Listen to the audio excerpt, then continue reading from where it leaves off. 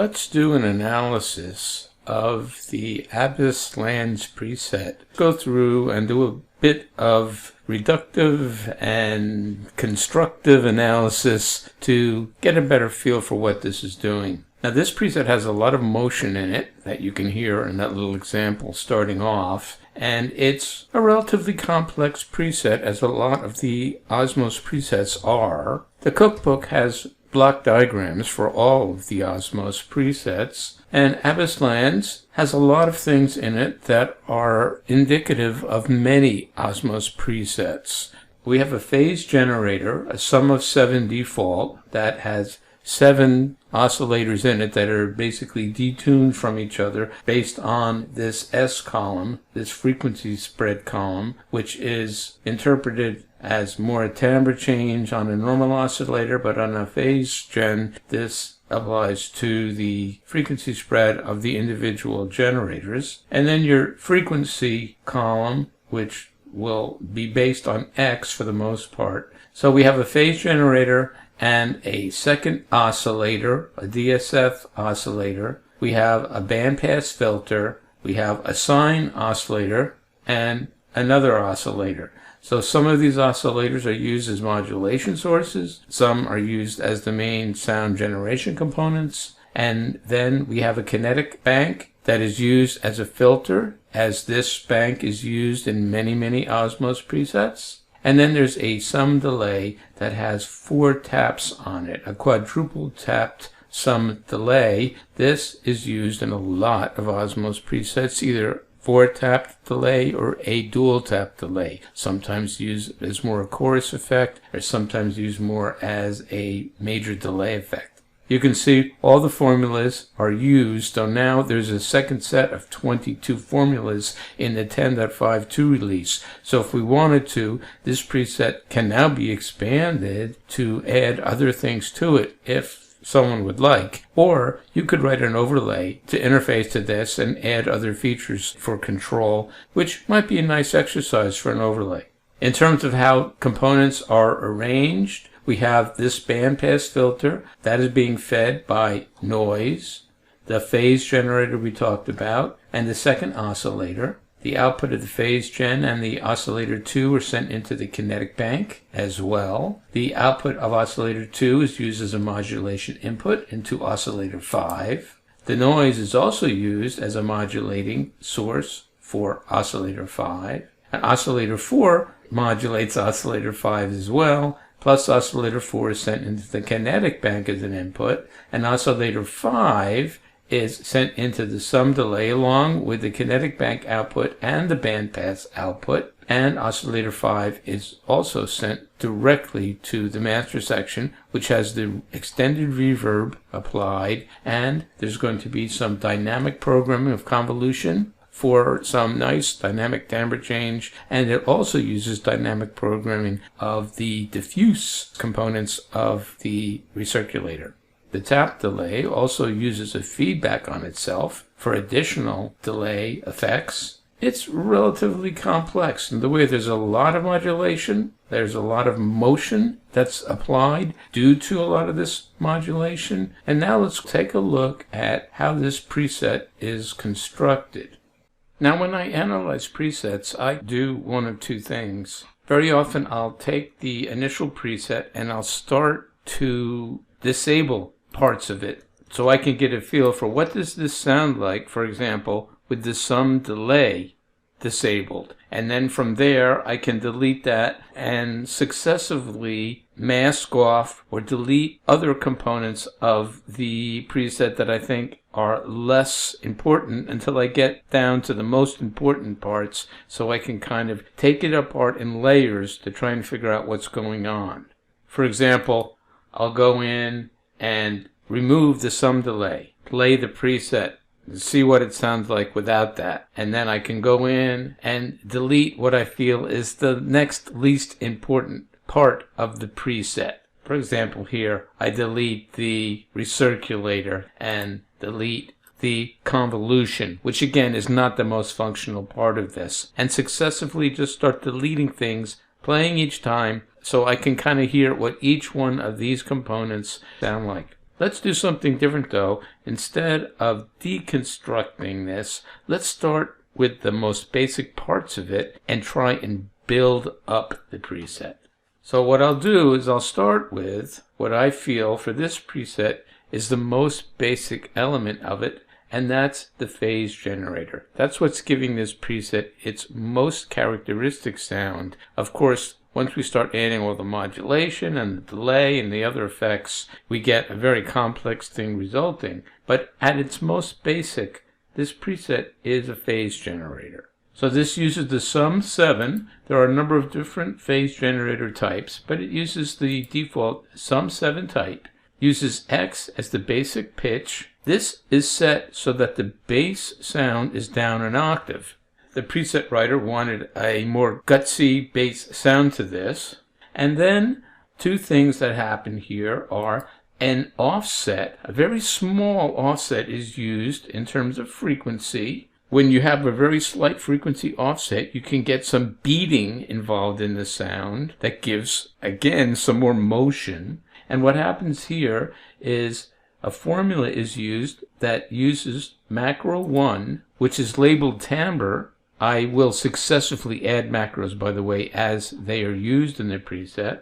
And the frequency spread in hertz for this phase generator is also set to use macro 1. So macro 1 is going to change both the frequency spread and this slight frequency offset. And both of these formulas, N and D, use Y and Z in addition to the base macro setting. So as I press deeper and as I go into the aftertouch area, I will increase these values from whatever you have it set with your macro. And what's going to happen is, let's turn the timbre down.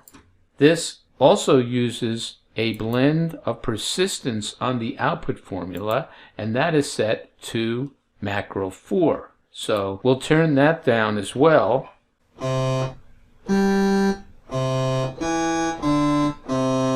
There we have a bass sound, not all that impressive, but let's turn up the timbre on that. There you can start hearing that motion coming in as I'm separating those generators more and more apart from each other in terms of frequency and adding that frequency offset. And if I turn up the release a bit, that will sustain it after I release.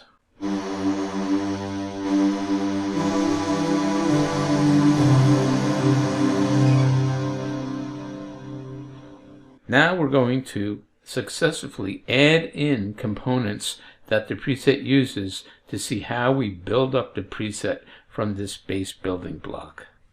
So here's the actual usage of the phase generator in the preset. Instead of being output directly to the master section as in the last example, what the preset really does is it sends the output of the phase generator into a kinetic bank. That kinetic bank is used like a filter, and the formula T is used on the excitation input to that kinetic filter, and that formula T is Y controlled with macro 1 also controlling the value of T from 0.5 to 1.27 scaled by Y, with a little change of persistence there to reduce it as you bring up that input. I guess the writer thought that there's a little too much sustain on this when that macro is brought up. Now there's also a couple formulas on the frequency of that kinetic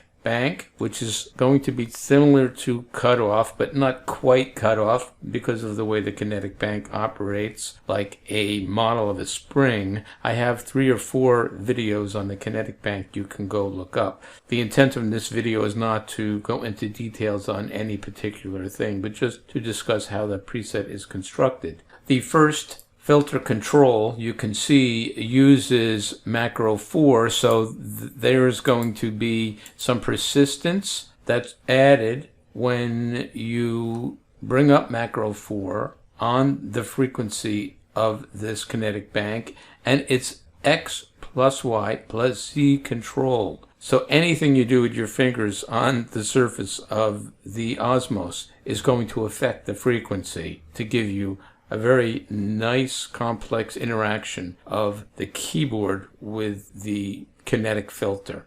The viscosity of the filter is totally controlled by Y, aftertouch. Viscosity change on the filter is going to be an aftertouch effect, another complex interaction here, and a secondary direct control of the kinetic bank uses a shape generator on SG2. SG2 is set to a single cycle, so this is going to act more like an envelope, control an initial boost on that frequency that is Z-scaled with a triangle shape. And the output of that kinetic bank is then sent to the SLSR master section with the formula we looked at before that is Z-scaled using macro 4 to add persistence on the output. So now the actual sound of that shape generator, when run through the kinetic filter, is going to have more complexity than the simple phase generator by itself that we were looking at before. So now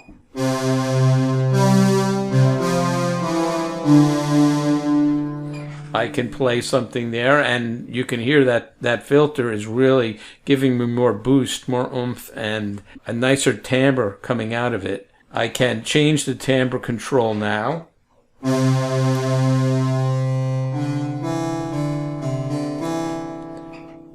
You can hear as I reduce the timbre, the sound gets simpler, and I still have some release on that. If I take the release off and the timbre off,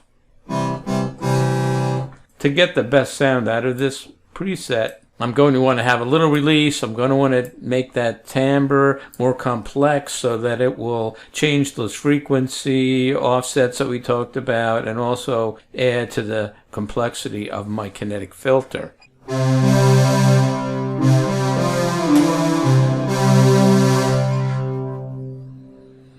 And so that is really the bass sound of the Abyss Lands. Frankly, I kind of like this sound by itself. This shows you that when you start deconstructing these presets, you can very often find another preset that is very useful popping out of it. And when you do this, you very often can create 2, 3, 4, or 5 presets by this technique. What's the next thing that's done? The preset creator added in a second oscillator, this time a DSF oscillator, with a formula content very similar to the phase generator, and that is sent into the kinetic filter as well. The only difference here is that the small positive offset that's sent into the phase generator is sent in as the same but negative offset on the DSF oscillator. So we'll be able to pull apart those frequencies a little bit and get a little more beating, a little more motion in there. And let's hear what that sounds like. We'll turn off that input. So here's exactly what we had before. I've turned up the timbre all the way.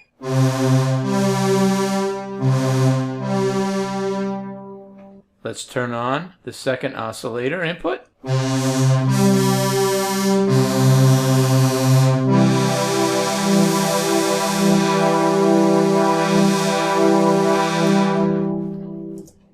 You can hear it's a much more noticeable shift when that second oscillator is in there.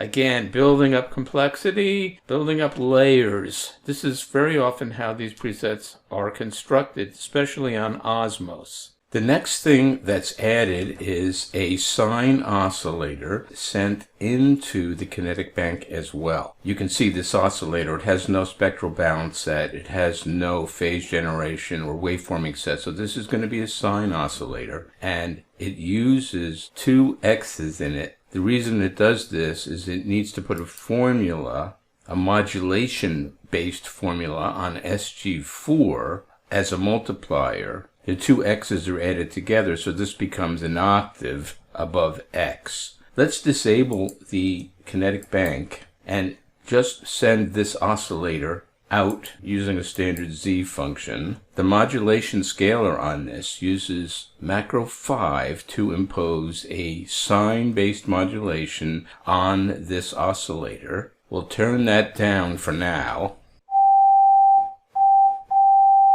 You can hear it's just a sine tone, and as I turn up the modulation,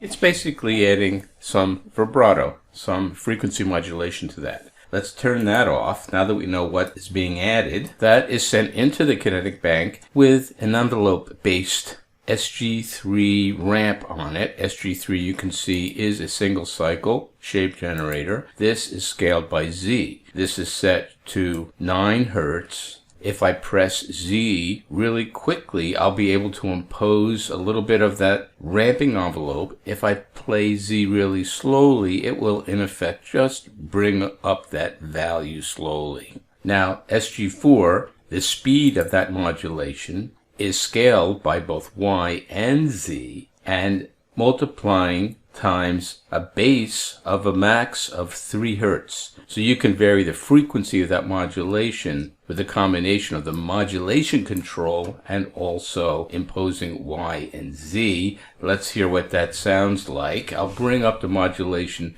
with this now connected to the kinetic bank.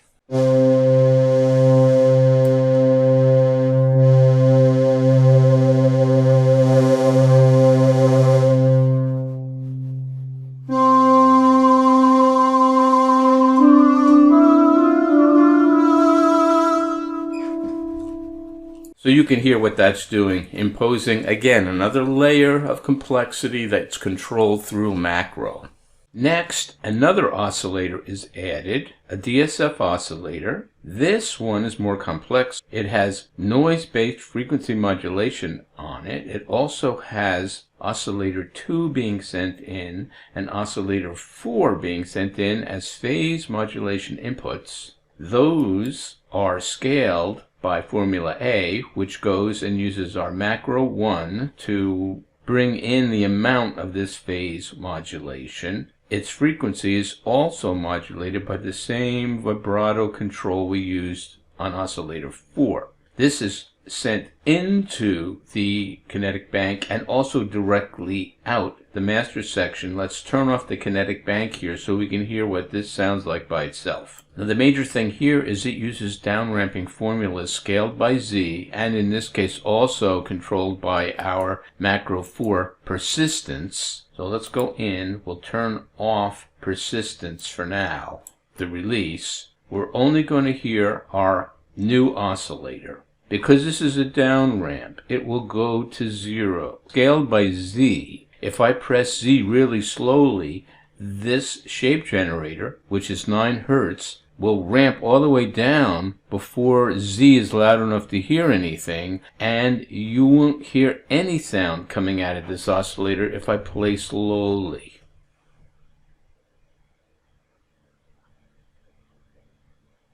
There you can see. But if I play quickly and apply Z pressure amplitude fast, you'll hear that ramp. This is our classic tap effect. Of course, I can bring up that release to give that some sustain. I can bring up the modulation on that like I did before.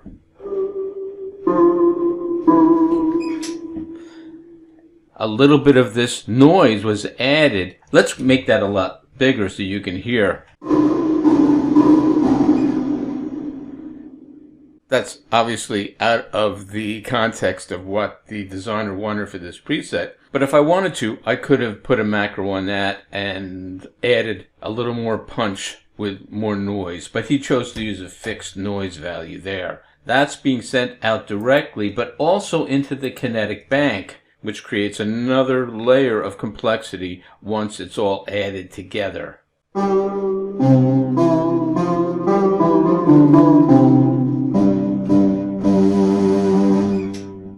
So I can add a little punch to this, add a little modulation, and now all my oscillators are set. So now we add the bandpass filter. This is the last main sonic component other than the recirculator, convolution, and delay that'll be added after this. The bandpass filter takes oscillator 1 and oscillator 2 inputs. It also takes a noise input that is scaled by Y plus Z. Again, we've seen so many times in this preset, Y and Z scale something to change the sound. The cutoff of the filter is also Y plus Z controlled off of a base value set named layer structure. So this bandpass filter is a secondary layer that is being added. A lot of Osmose presets use this term. And the cutoff is quantized. So it's going to be jagged, moving in steps as you change Y plus Z. This is going to create that extra sonic weird component that you hear in this preset.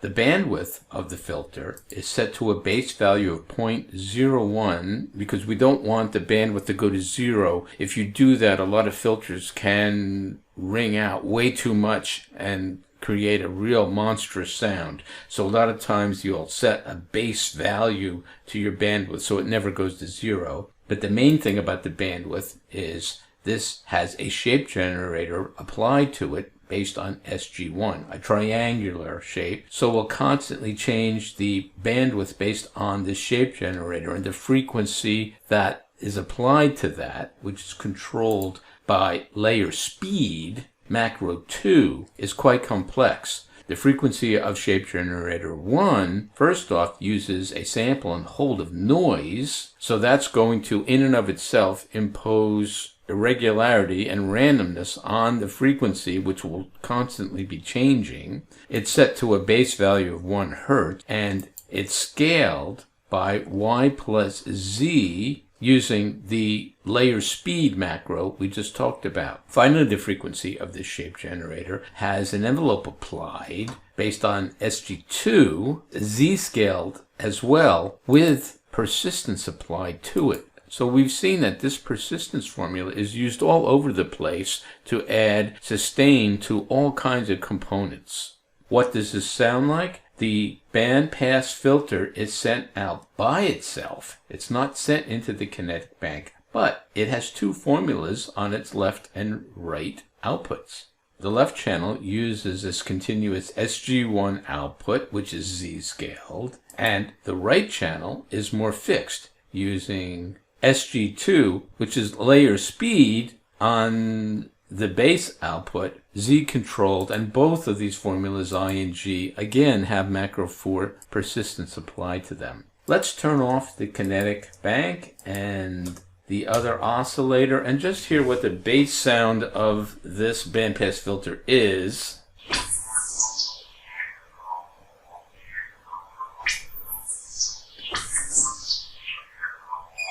You can hear it's this kind of weird, strange, almost Jaws harp kind of sound that is imposed on the preset. Now when we turn everything on,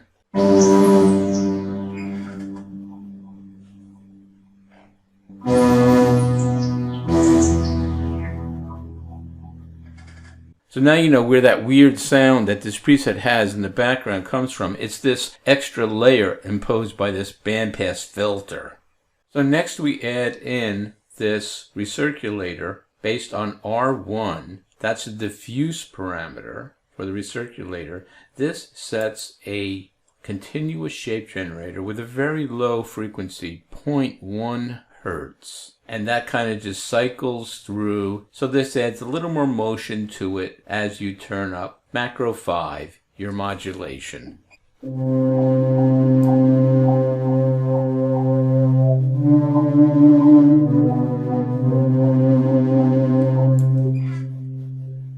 Then convolution is added, again using this formula P, this triangle constant shape generator, which adds more motion moving through the convolutions that you have set here. In this case, it moves from wood to waterphone 2, changing the indexing and the mix using this constant ever-changing formula. Again, just to add a little more motion and timbre change to the sound in this case.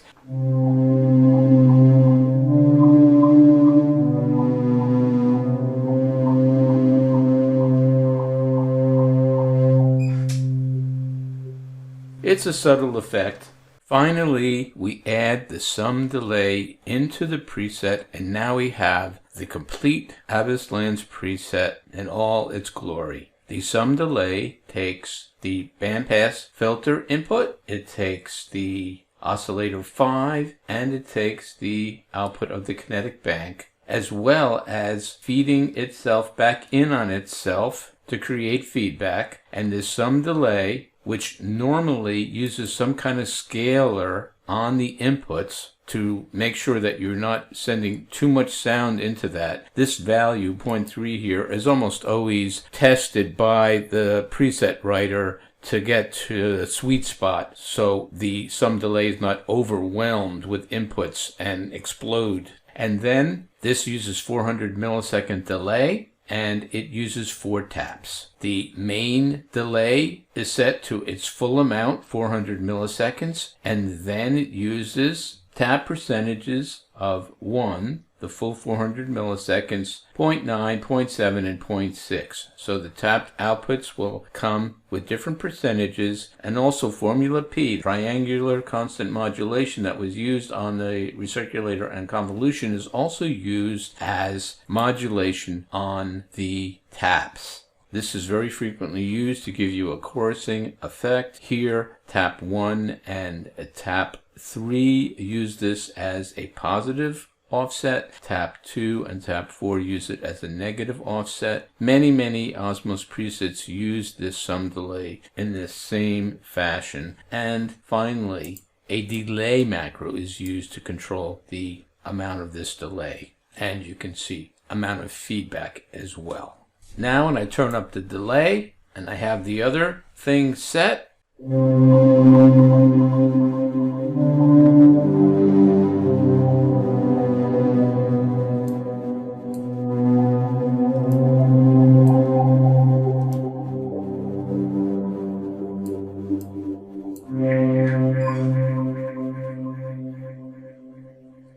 you can hear when I turn up the layer speed and layer structure, when the sum delay has that feedback set, you're going to hear that pop out a lot more. Normally when I use this preset, I'll turn those kind of down. That background I don't find all that useful, but some might. And so now I can play with all of my macros to get a sound that I like.